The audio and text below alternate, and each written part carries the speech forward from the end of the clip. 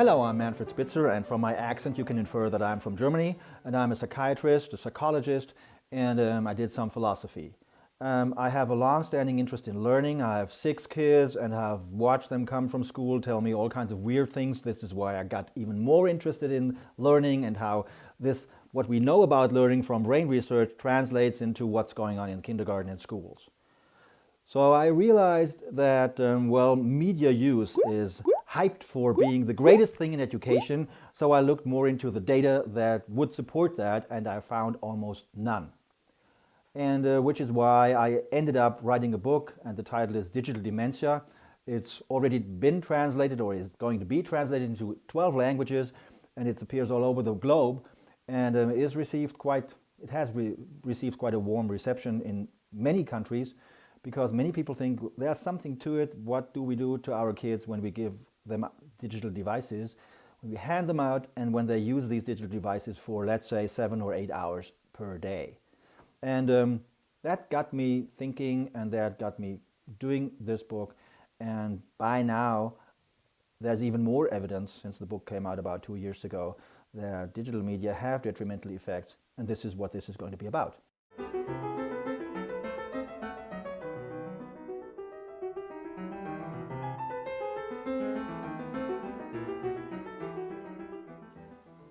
So let's ask the question, what does a child need in order to develop its brain to its full potential? And many people think, well, the more stimulation, the better. That's not correct. The brain needs a certain type of stimulation, and the brain of young kids, what it needs is the full reality. That is, you want to touch things, you want to have the sound coming right from the spot that moves, otherwise you can't relate the movement or the motion of the lips to the sound.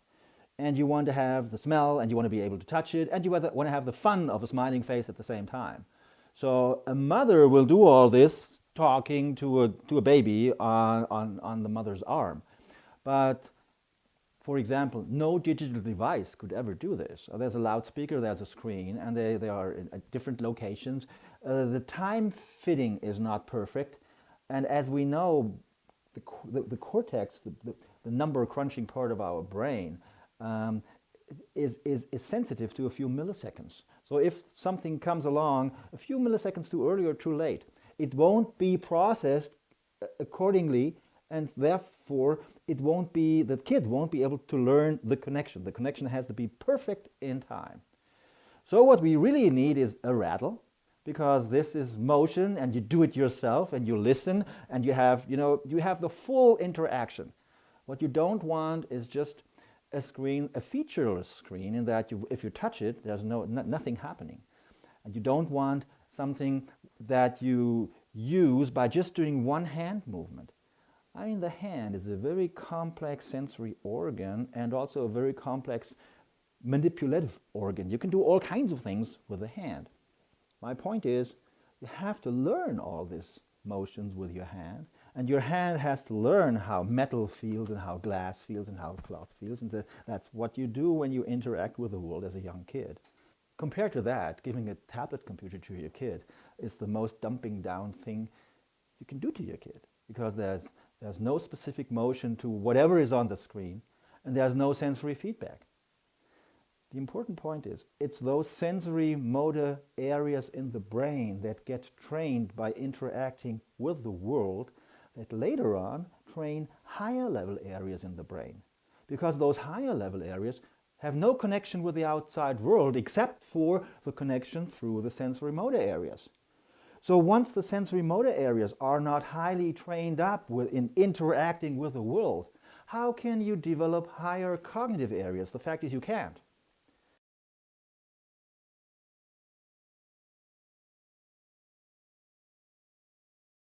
For about 5 to 10 years, depending upon what you specifically look at, we have social neuroscience.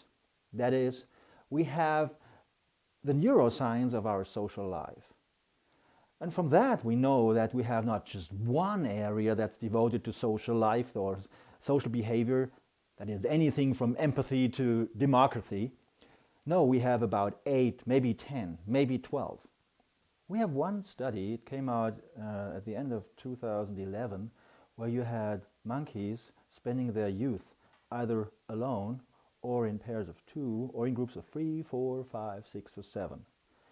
And their brains were scanned before that study started, and then after about 1.5 years, this is the time that we would call childhood and adolescence in this species. Now, it was looked at, are there brain areas that grow with the amount of social interaction those monkeys had in childhood and, well, adolescent time? And it turns out, yes. These areas turn out to be the same ones that we human beings have. They have not as many as we have, but there are areas who are the denser, the more social interaction there was during the spending their living as young monkeys. So yes, we need to use our brain for social life in order to grow our social brain. And why is that important? Because these days we replace social life with digital social life. According to one study, 8 to 12-year-old girls spend 2 hours with other girls and 7 hours in Facebook. That's good for you and me because we can, of course, manage our acquaintances and our friends and even more people using some digital device. But if you think about a kid learning social behavior, learning empathy, not interacting with other kids, there's no way the kid can learn that. So you need contact with other people to learn how to be social. Once you know how to do that, then you can use a digital device to replace all your social contacts, but not learning how to deal with social contacts.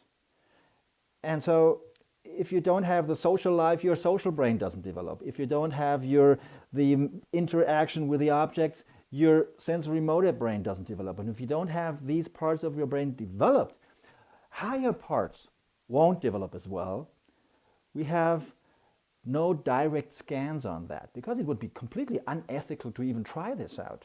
But we do have bits and pieces of the argument that if you put them together, makes it very clear that children just have to have this normal development of their sensory motor and their social areas in order to, well, get any higher and function any better.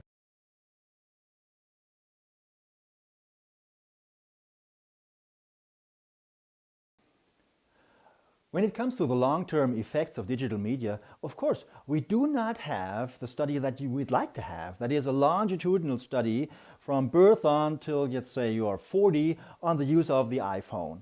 So take 1,000 babies that never got an iPhone, 1,000 babies that got an iPhone as early as possible, wait 40 years and see what happens. We don't have such a study. Of course not. But we do have studies on the oldest screen medium that there is, that is TV. And we have all the data you want to have to make the conclusions that you can make. So let me run you through a few studies that have been crucial to what we know. One study started in 1972. All newborn babies in a New Zealand town were recorded, were taken into the study. They were assessed, the parents were assessed, the families, and the study is still ongoing. Now, those people are 42. And tests and studies and questionnaires were given out every 2 to 3 years. And so this is the best longitudinal study on human development that there is. For example, they looked at how the kids behaved when they were 3. Have they been aggressive or not? They looked at how attentive they were. Were they fidgeting? Were they running around? Or could they concentrate? And they did that of 3, 5, 7, 9, and 11. And they asked the teachers and the parents. And they asked, when they were 11, the kids themselves. They looked at the socio-economic status of the parents. Is this a wealthy family or a poor family? They measured IQ. They measured IQ, and they did it several times just to get it right. They measured parenting, good or bad parenting. They went into the families and looked. So they did all kinds of things to figure out how was their life. And then they also checked how much TV did the kids watch. less than 1 hour, 1 to 2, 2 to 3, more than 3. And then they waited for 20 years. And now they looked, and this came out in the Journal of Pediatrics in 2013, and so they looked at how can we explain what happened to these kids? Can we explain whether they are in jail or not? Can we explain whether they are unemployed or not? Can we explain whether they have a college degree or dropped out of school early or not? And the answer is yes. What is the main explanatory factor? It's not the richness or poorness of the family. It is not whether the child was aggressive at 3. It is not whether the parenting was good or bad. And it's not the IQ. It's the single most important factor, turns out to be the amount of TV the kids watched when they were 5. For example, for every additional hour the kids spent on TV on a daily basis, the kid at the age of 30 is 30% more likely to be unemployed and about the same factor more likely to be in prison.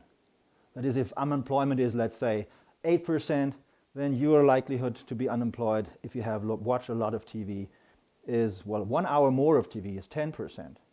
Think about this. You don't want to increase the risk of your kid to be in prison or unemployed with that amount, just by using your TV as a babysitter, as it's still done a lot. We further know that the group with the smallest TV consumption, they ended up with more than 40% college degrees, and the group with more than 3 hours of TV ended up with less than 10% college degrees. And again, you could factor out the other variables like, well, IQ or rich and poor, and you still had the effect.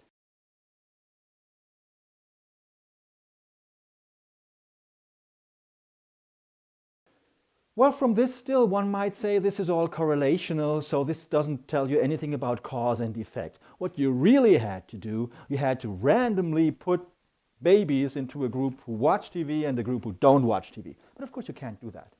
Which is why American pediatricians came up with the idea, well, we do this study, but we do it with mice. So they had mice in their childhood and youth, so just young mice. And the young period of life in mice, that's the nice thing about this, lasts only about 40 days.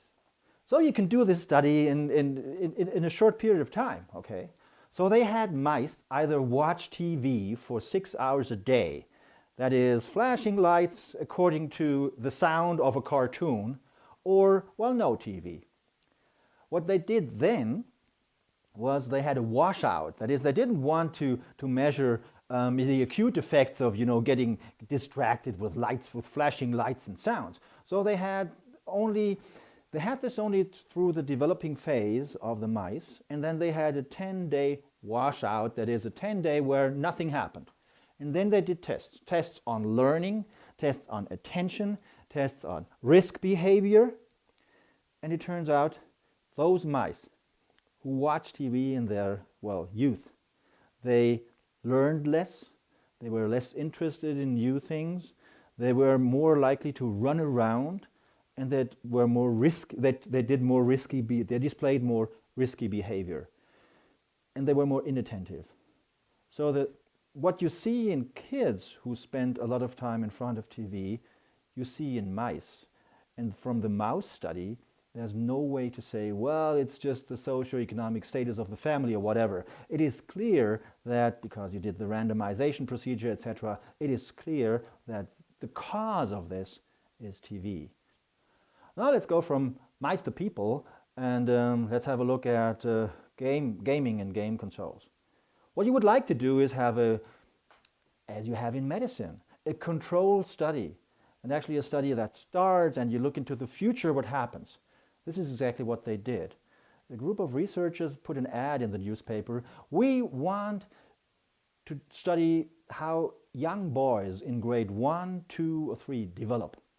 So we need parents who come to us twice, with 4 months in between, and actually there's a reward. we'll give you a PlayStation if you do that. So the researchers really gave out PlayStations. What they didn't tell was this: every boy walking in, they flipped a coin. Tails, they get the PlayStation now. Heads, they get the PlayStation by the next visit, that is in 4 months. So what you have now is a randomized control study on the effects of a PlayStation. What has come out? Well, reading test. You can't help but improve on your reading when you go to school for 4 months. So the first, second, and third graders got better at reading. Not so if they had a PlayStation. Writing, same effect. They got better, not if they had a PlayStation. Problems in school. Normally, if you get older, you're less problematic because you're more well behaved. You learn that in early life.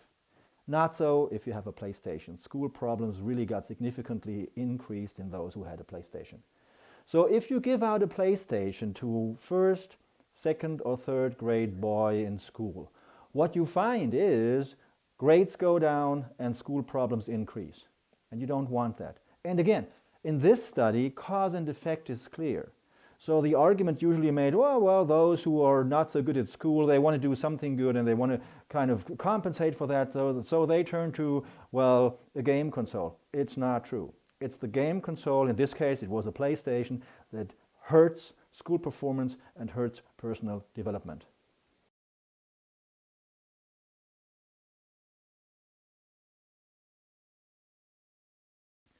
Well, many schools these days say we have to use Google with our kids because they have to get attuned to use Google because we want to train them to use Google when they are an adult.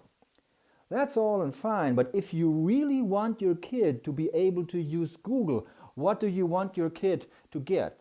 The answer is knowledge. General knowledge as much as possible.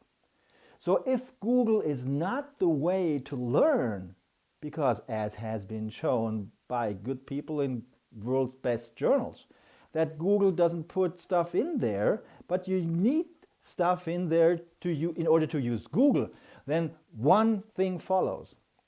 If you really want in our schools to train up our kids to, once they are out, to be able to use Google, there's one thing you must not do in school: use Google. Okay. That's an important argument to make. You probably have never heard this, but from what we know about how the brain works and how education works and what it takes to Google, it's obvious. Okay? So many things seemed quite different on the surface compared to what deep down is really the case. And in my view, the kind of enlightenment that comes with psychology and brain research is important when we want to deal with information technology such that our kids really benefit from it.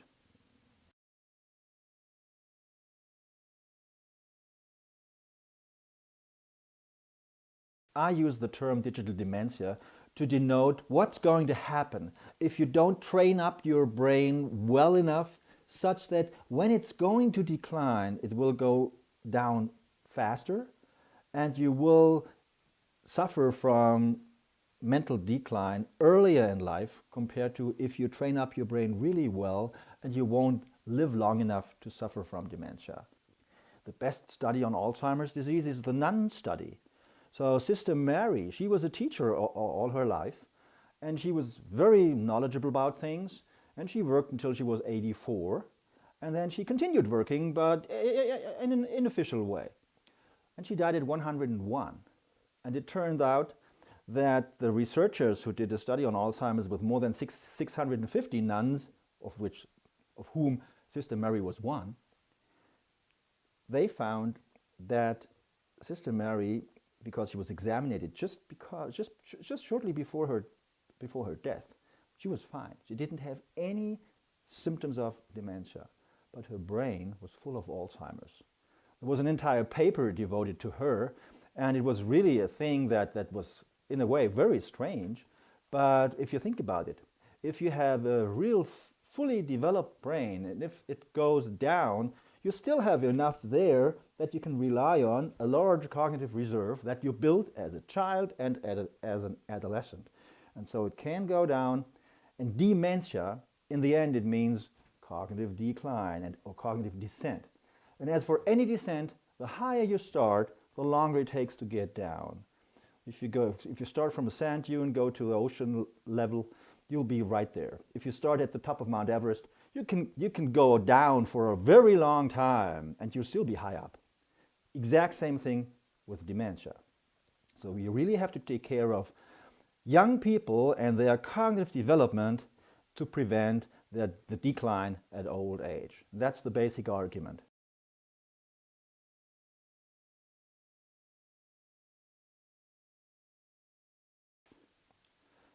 So it's really important to realize this, because once this is the case, we also do know what we have to do in the first 2 decades of life. We have to educate the brain. We have to do brain building, because the brain educates itself by interacting with the world, and we have to figure out what is the best way to interact with the world to get the brain going. So I'm not saying that kids should not, deal with this at all, but I'm saying that there is a risk and there are side effects of dealing with digital information technology. They impede brain development, which is why we don't want to start as early as possible to get them involved with all the new stuff and to train them up with the new stuff. I'm saying we should try to limit the exposure such that their brains have a chance to develop properly by being outside, by dealing with other kids and other people, not with devices and screens. And once their brain is developed, of course, then they are geared to use this stuff and to make much more of their lives by digital technology, but not by having it as early as possible.